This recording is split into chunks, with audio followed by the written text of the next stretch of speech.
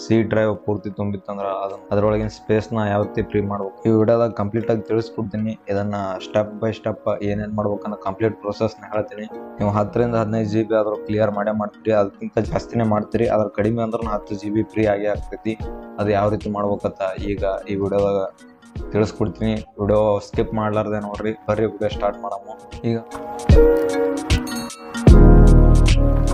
ಈಗ ಮೊದಲು ನೀವು ಸರ್ಚ್ ಬಾರ್ನ ಓಪನ್ ಮಾಡ್ರಿ. ಇಲ್ಲಿದೆ ನೋಡಿ, ಇದನ್ನ ಓಪನ್ ಮಾಡ್ರಿ. ಇಲ್ಲಿ ರನ್ ಅಂತ ಟೈಪ್ ಮಾಡ್ರಿ. ಇಲ್ಲಿ ಈ ಆಪ್ಷನ್ ಬರ್ತೈತಿ ನೋಡಿ, ಇದ್ರ ಮ್ಯಾಗ ಕ್ಲಿಕ್ ಮಾಡ್ರಿ. ಇದ್ರ ಬದಲು ನೀವು ಏನು ಮಾಡ್ಬೋದು ಅಂದ್ರೆ Windows+R ನ ಕ್ಲಿಕ್ ಮಾಡಿದ್ರು ಈ ಕಮಾಂಡ್ ಓಪನ್ ಆಗ್ತೈತಿ.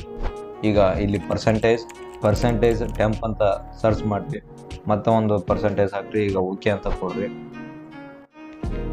ಓಕೆ ಕೊಟ್ಟಾಗ ಈ ಫೋಲ್ಡರ್ಗಳೆಲ್ಲ ಓಪನ್ ಆಗ್ತೈತಿ. ಈಗ ಇದನ್ನೆಲ್ಲ ಸೆಲೆಕ್ಟ್ ಮಾಡ್ರಿ. ಇದನ್ನ ನೀವು ಈ ರೀತಿನ ಸೆಲೆಕ್ಟ್ ಮಾಡ್ಬೋದು. ಅದ್ರ ಬದಲಿ Ctrl+E ಹೊಡೆದ್ರೆ ಆಟೋಮೆಟಿಕ್ ಎಲ್ಲ ಸೆಲೆಕ್ಟ್ ಆಗ್ತೈತಿ. ಸೆಲೆಕ್ಟ್ ಆದ್ಮೇಲೆ ಇದನ್ನ ಡಿಲೀಟ್ ಮಾಡ್ಬೇಕು. ಇವೆಲ್ಲ ಅನ್ವಾಂಟೆಡ್ ಫೋಲ್ಡರ್ ಮತ್ತು ಫೈಲ್ಗಳು ಅದಾವ. ಇದನ್ನ ಡಿಲೀಟ್ ಮಾಡಿದ್ರೆ ನಿಮ್ಮ ಡಾಟಾ ಏನು ಲಾಸ್ ಆಗಂಗಿಲ್ಲ. ಅದಕ್ಕೆ ಇವನ್ನ ಡಿಲೀಟ್ ಮಾಡಿ. ಇದನ್ನ ಯಾವ ರೀತಿ ಡಿಲೀಟ್ ಮಾಡ್ಬೇಕಂದ್ರೆ ಇಲ್ಲಿ ಶಿಫ್ಟ್ ಮತ್ತು ಇಲ್ಲಿ ಡಿಲೀಟ್ ಬಟನ್ ಇರ್ತೈತಿ ನೋಡಿ, ಅದನ್ನ ಕ್ಲಿಕ್ ಮಾಡ್ರಿ. ಕ್ಲಿಕ್ ಮಾಡಿದ್ರೆ ಏನಾಗ್ತೈತಿ ಅಂದ್ರೆ ಡೈರೆಕ್ಟ್ ಆಗಿ ಡಿಲೀಟ್ ಆಗ್ತೈತಿ. ಇಲ್ಲಾಂದ್ರೆ ಇದೆಲ್ಲ ರೀಸೈಕಲ್ ಬಿಂದಾಗ ಹೋಗ್ಕೊಂಡಿರ್ತೈತಿ. ಅದು ಮತ್ತೆ ಎಕ್ಸ್ಟ್ರಾ ಸ್ಟೋರೇಜ್ ಆಗ್ತೈತಿ. ಅದಕ್ಕೆ ಶಿಫ್ಟ್ ಮತ್ತೆ ಡಿಲೀಟ್ ಕ್ಲಿಕ್ ಮಾಡ್ಕಿರಿ, ಡಿಲೀಟ್ ಮಾಡ್ರಿ. ಈಗ ಮತ್ತೆ ಎಸ್ ಅಂತ ಕ್ಲಿಕ್ ಮಾಡ್ರಿ. ಈಗ ಕೆಲವೊಂದು ಫೈಲ್ಗಳೆಲ್ಲ ಡಿಲೀಟ್ ಆದವು, ಕೆಲವೊಂದು ಆಗೋಲ್ಲ. ಅದನ್ನ ನೀವು ಸ್ಕಿಪ್ ಮಾಡ್ರಿ.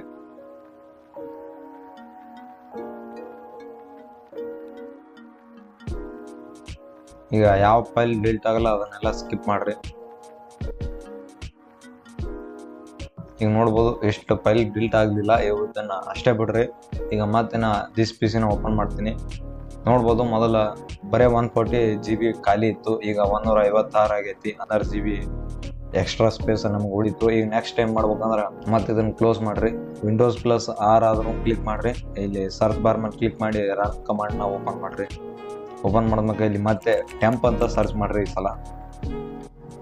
ಈಗ ಮತ್ತೆ ಓಕೆ ಮ್ಯಾಗ ಕ್ಲಿಕ್ ಮಾಡ್ರಿ. ಇಲ್ಲಿ ಓಕೆ ಮ್ಯಾಗ ಕ್ಲಿಕ್ ಮಾಡ್ರಿ. ಈಗ ಮತ್ತೆ ಸೇಮ್ Ctrl+A+ ಮಾಡ್ರಿ, ಅಂದ್ರೆ ಇದೆಲ್ಲ ಸೆಲೆಕ್ಟ್ ಆಗ್ತೈತಿ. ಮತ್ತೆ ಶಿಫ್ಟ್ ಡಿಲೀಟ್ ಮಾಡ್ರಿ. ಈಗ ಮತ್ತೆ ಎಸ್ ಮೇಲೆ ಕ್ಲಿಕ್ ಮಾಡ್ರಿ. ಯಾವ ಫೈಲ್ನ ಡಿಲೀಟ್ ಆಗಲ್ಲ ಅದನ್ನ ಸ್ಕಿಪ್ ಮಾಡ್ರಿ. ಈಗ ಮತ್ತೆ Windows+R ನ ಕ್ಲಿಕ್ ಮಾಡ್ರಿ. ಇಲ್ಲಿ ರೀಸೆಂಡ್ ಅಂತ ಸರ್ಚ್ ಮಾಡ್ರಿ. ಸ್ಪೆಲ್ಲಿಂಗ್ನ ಸ್ಕ್ರೀನ್ ಮ್ಯಾಗ ಕೊಟ್ಟಿರ್ತೀನಿ, ಅದೇ ರೀತಿ ಟೈಪ್ ಮಾಡ್ರಿ. ಈಗ ಮತ್ತೆ ಓಕೆ ಮ್ಯಾಗ ಕ್ಲಿಕ್ ಮಾಡ್ರಿ. ಇದನ್ನ ಮತ್ತೆ Ctrl+A ಮಾಡ್ರಿ, ಅಂದ್ರೆ ಎಲ್ಲ ಸೆಲೆಕ್ಟ್ ಮಾಡ್ರಿ. ಮತ್ತೆ ಶಿಫ್ಟ್ ಡಿಲೀಟ್ ಕ್ಲಿಕ್ ಮಾಡ್ರಿ. ಈಗೆಲ್ಲ ಡಿಲೀಟ್ ಆಯ್ತು. ಈಗ ಮತ್ತೆ Windows+R ನ ಕ್ಲಿಕ್ ಮಾಡ್ರಿ. ಫ್ರೀ ಪ್ಯಾಚ್ ಅಂತ ಸರ್ಚ್ ಮಾಡ್ರಿ. ಸ್ಪೆಲ್ಲಿಂಗ್ ಸ್ಕ್ರೀನ್ ಮ್ಯಾಗ ಕೊಟ್ಟಿರ್ತೀನಿ. ಈಗ ಕಂಟಿನ್ಯೂ ಅಂತ ಕ್ಲಿಕ್ ಮಾಡ್ರಿ. ಈಗ ಮತ್ತೆ Ctrl+A ಶಿಫ್ಟ್ ಡಿಲೀಟ್ ಮಾಡ್ರಿ. ಈಗ ಆಲ್ಮೋಸ್ಟ್ ಸಿ ಡ್ರೈವ್ ಅಲ್ಲಿರುವಂಥ ಎಲ್ಲ ಟೆಂಪ್ರರಿ ಫೈಲ್ ಮತ್ತು ಅನ್ವಾಂಟೆಡ್ ಫೈಲ್ಗಳು ಎಲ್ಲ ಡಿಲೀಟ್ ಆಗ್ತೈತಿ. ಇದರಿಂದ ನೀವು 5ರಿಂದ 10 GB ಸೇವ್ ಮಾಡ್ಬೋದು, ಅಂದ್ರೆ ಕ್ಲೀನ್ ಮಾಡ್ಬೋದು. ಈಗ ನೆಕ್ಸ್ಟ್ ಏನು ಮಾಡ್ಬೋದು ಅಂದ್ರೆ ನಾವು ರೀಸೈಕಲ್ ಬಿನ್ನ ಓಪನ್ ಮಾಡ್ರಿ. ನಿಮ್ಗೆ ರೀಸೈಕಲ್ ಬಿನ್ ಗೊತ್ತೇ ಇರ್ಬೋದು. ನಾವು ಏನು ಡಿಲೀಟ್ ಮಾಡಿದ್ರು ಅದು ರೀಸೈಕಲ್ ಬಿನ್ದಾಗ ಇರ್ತೈತಿ. ನಾವು ಸಿ ಡ್ರೈವ್ ಬಿಟ್ಟು ಮತ್ತು EDF ಒಳಗೆ ಏನು ಡಿಲೀಟ್ ಮಾಡಿದ್ರು ಅದು ಬಂದು ರೀಸೈಕಲ್ ಬಿನ್ದಾಗ ಇರ್ತೈತಿ. ಇದು ಏನು ಮಾಡ್ತೈತಿ ಅಂದ್ರೆ ಅದು ಸಿ ಡ್ರೈವ್ ಒಳಗೆ ಬಂದಿರ್ತೈತಿ. ಅದಕ್ಕೋಸ್ಕರ ಸಿ ಡ್ರೈವ್ ಸ್ಟೋರೇಜ್ ಫುಲ್ ಆಗಿರ್ತೈತಿ. ಈಗ ಅದಕ್ಕೆ ರೀಸೈಕಲ್ ಬಿನ್ನ ಓಪನ್ ಮಾಡ್ರಿ. ಈಗ ಮತ್ತೆ Ctrl+A ಕ್ಲಿಕ್ ಮಾಡ್ರಿ.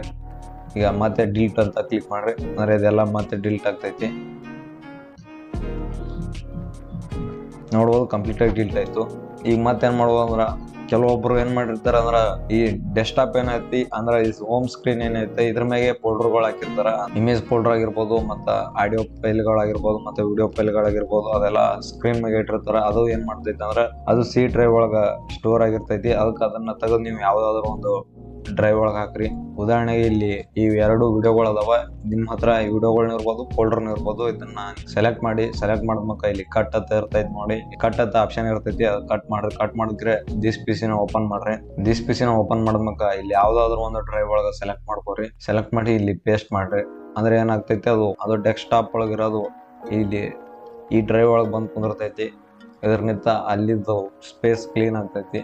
ಈಗ ಮತ್ತೆ ನೆಕ್ಸ್ಟ್ ಏನು ಮಾಡ್ಬೋದು ಅಂದ್ರೆ ಅನ್ವಾಂಟೆಡ್ ಆಫ್ಟರ್ಗಳನ್ನ ಡಿಲೀಟ್ ಮಾಡ್ಬೋದು. ಅದು ಯಾವ ರೀತಿ ಮಾಡ್ಬೇಕಂದ್ರೆ ಇಲ್ಲಿ ಸರ್ಚ್ ಬಾರ್ ಮೇಲೆ ಕಂಟ್ರೋಲ್ ಪ್ಯಾನಲ್ ಅಂತ ಸರ್ಚ್ ಮಾಡ್ರಿ. ಈಗ ಇದನ್ನು ಓಪನ್ ಮಾಡ್ರಿ. ಓಪನ್ ಮಾಡಿದ್ಮೇಲೆ ಇಲ್ಲಿ ಪ್ರೋಗ್ರಾಮ್ಸ್ ಅಂತ ಇದೆ ನೋಡಿ, ಇದ್ರ ಮೇಲೆ ಕ್ಲಿಕ್ ಮಾಡ್ರಿ.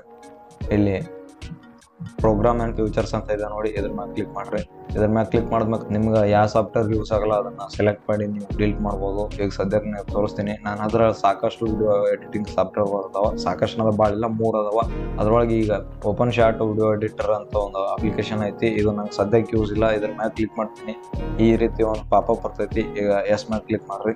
ಕ್ಲಿಕ್ ಮಾಡೋದ್ಮೇಲೆ ಈಗ ಡಿಲೀಟ್ ಆಯ್ತು. ಇದೇ ರೀತಿ ನಿಮ್ಗೆ ಯಾವ್ದು ಯೂಸ್ ಇರಲ್ಲ ಅದನ್ನ ಸೆಲೆಕ್ಟ್ ಮಾಡಿ ಡಿಲೀಟ್ ಮಾಡ್ರಿ.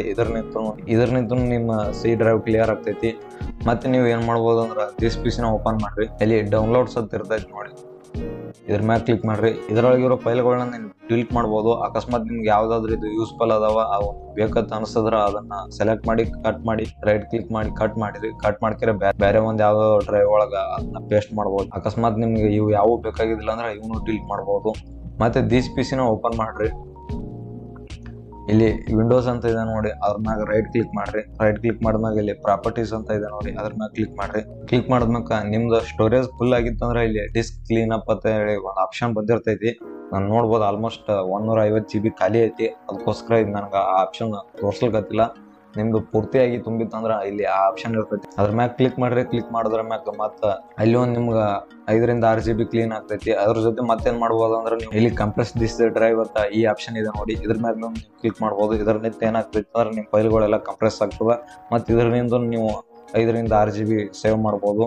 ಸದ್ಯಕ್ಕೆ ನನಗೆ ಇದ್ರ ಅವಶ್ಯಕತೆ ಇಲ್ಲ. ಮತ್ತು ಈ ಪ್ರೊಸೀಜರ್ ಏನೈತಿ, ಇದು ಕಂಪ್ರೆಸ್ ಮಾಡೋದು ಇದು 1 ರಿಂದ 2 ಗಂಟೆ ಟೈಮ್ ತಗೋತೈತಿ. ಅದಕ್ಕೆ ಇದನ್ನ ವಿಡಿಯೋ ಮಾಡಿಲ್ಲ, ಮತ್ತು ನಂದು ಅದರ ಅವಶ್ಯಕತೆ ನಂಗೆ ಇದ್ದಿದ್ದಿಲ್ಲ, ಅದಕ್ಕೆ ಮಾಡಿಲ್ಲ. ನಿಮ್ಗೆ ಇಷ್ಟೇ ಕ್ಲೀನ್ ಆಗಿದ್ರೆ ಸಾಕಾಗಲ್ಲ, ಇನ್ನೂ ಬೇಕಂದ್ರೆ ಹೇಳ್ರಿ, ಮತ್ತು ಅದ್ರ ಬಗ್ಗೆ ನಾನು ವಿಡಿಯೋ ಮಾಡ್ತೀನಿ. ಈ 2 ಆಪ್ಷನ್ ನೀವು ಬೇಕಿದ್ರೆ ಟ್ರೈ ಮಾಡ್ಬೋದು.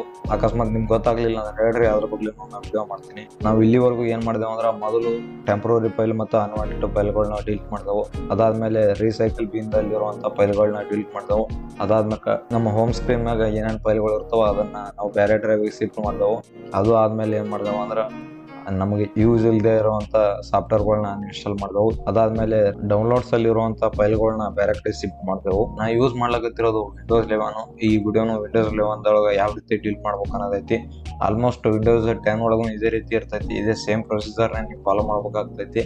ಅಕಸ್ಮಾತ್ ನಿಮ್ಗೆ ಗೊತ್ತಾಗ್ಲಿಲ್ಲ ಅಂದ್ರೂ ವಿಂಡೋಸ್ 11 ಒಳಗೆ ಯಾವ ರೀತಿ ಕ್ಲಿಯರ್ ಮಾಡ್ಬೇಕು, ಯಾವ ರೀತಿ ಕ್ಲೀನ್ ಮಾಡ್ಬೇಕು ಅನ್ನೋದು ವಿಡಿಯೋ ಬೇಕಂದ್ರೆ ಕಮೆಂಟ್ ಮಾಡ್ರಿ, ನಾ ಅದ್ರ ಬಗ್ಗೆ ವಿಡಿಯೋ ಮಾಡ್ತೀನಿ.